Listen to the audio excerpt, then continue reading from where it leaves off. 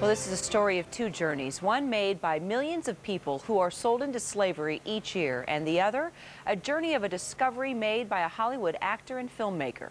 The United Nations estimates that by the end of this year, at least 2 million people, the majority of them young girls, will be sold into slavery, and 70% of those girls are exploited sexually. When Hollywood director and actor Cory Davis heard about this on a trip to Bulgaria, well, he decided to make the film Svetlana's Journey. It's based on the true story of a Bulgarian girl who was forced into prostitution, and the film is raising awareness and winning awards. It took top honors at the Hollywood Film Festival. The writer and director Cory Davis joins me now live from our Los Angeles bureau. Michael, great to see you.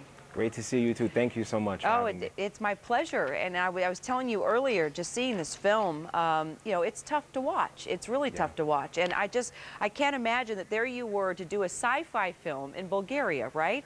And, yes, and then tell me what happened and how you took off on this other adventure. It's definitely an interesting story to go from shooting fictional dinosaurs to making movies about real-life atrocities, 100%. Svetlana's journey began in 2003, actually, when I was hired to do this film in Bulgaria. And I attended a fundraiser that the Bulgarian organization, Face to Face, invited me to. And at that fundraiser, I found out about the large numbers of Bulgarian girls and Eastern European women being trafficked out of Bulgaria throughout Europe as well as into the United States.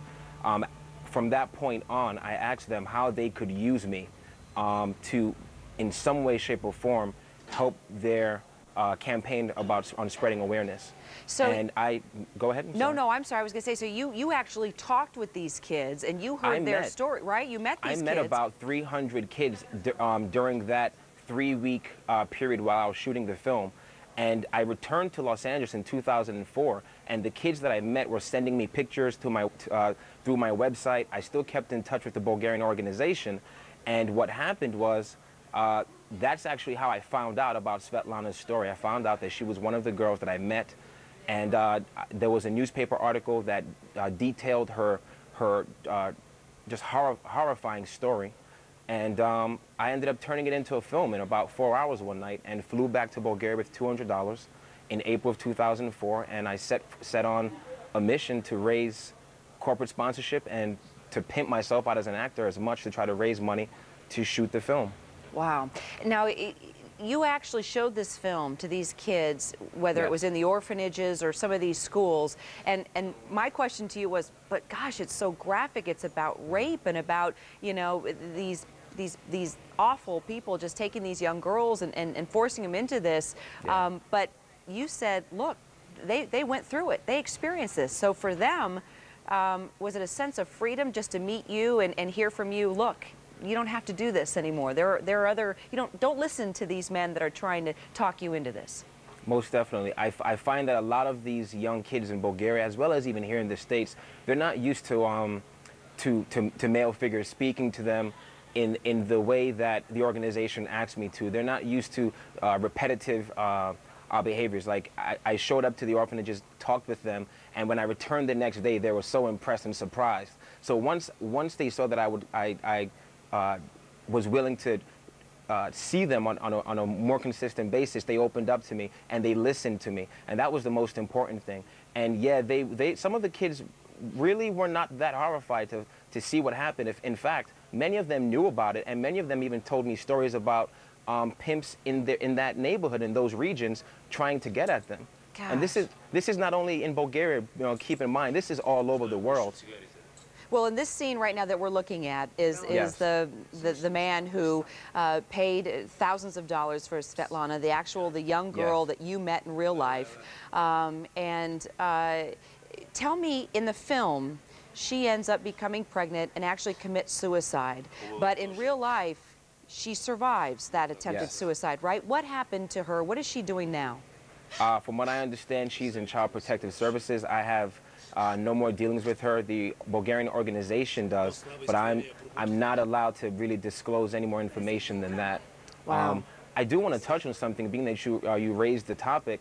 She was impregnated, and like many of the victims of sex trafficking, they do end up pregnant, and some of them go through 9, 10, 11, and more abortions. I've met the victims, actually, who've had more than 9 or 10 abortions. It is frightening, and a lot of these young girls end up having infants, and these infants are raised with this disgusting destiny that is set for them as infants on throughout their future. It's horrible, horrible situation. Now, Michael, you've got a great acting career. I mean, from the movies to soaps to television. I mean, what was it that moved you and caused you to do this and put in so much of your own time and money into pursuing this and wanting to help? You know, when I check my bank account, I ask myself the same thing all the time. You know what? You have a big heart. You're crazy and you've got a big heart. Indeed, indeed, and many people don't understand that.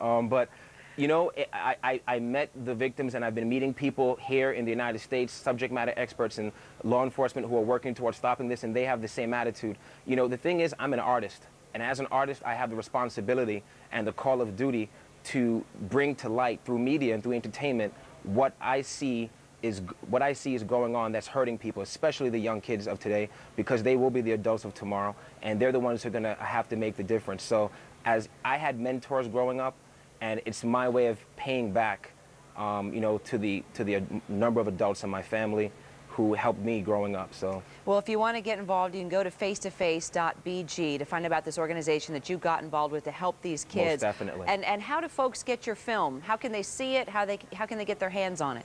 Go to www.michaelcorydavis, MichaelCorydavis.com. There you go. Proceeds of that do go back to Face-to-Face Bulgaria. So please come out and support. And if I can, Kyra, can I say something? Of course. You want to say something to Mom and Grandma, don't you? I do. Actually, I may not make it home for Christmas. I have a very busy schedule, and I do want to say, Mom and Grandma, because of your selflessness and your love and watching you guys grow up, watching you guys while I was growing up, I noticed and learned from you a lot. And it's the reason why I'm able to give the kind of love back. So just thank you guys for that. I love you. I love my family. Thank you so much. Merry Christmas. I may not see you guys. Michael Cory Davis, what a pleasure to interview you. The film was incredible. It's a powerful message. Thanks for your time. Take care. All right. Well, straight ahead, Londoners line.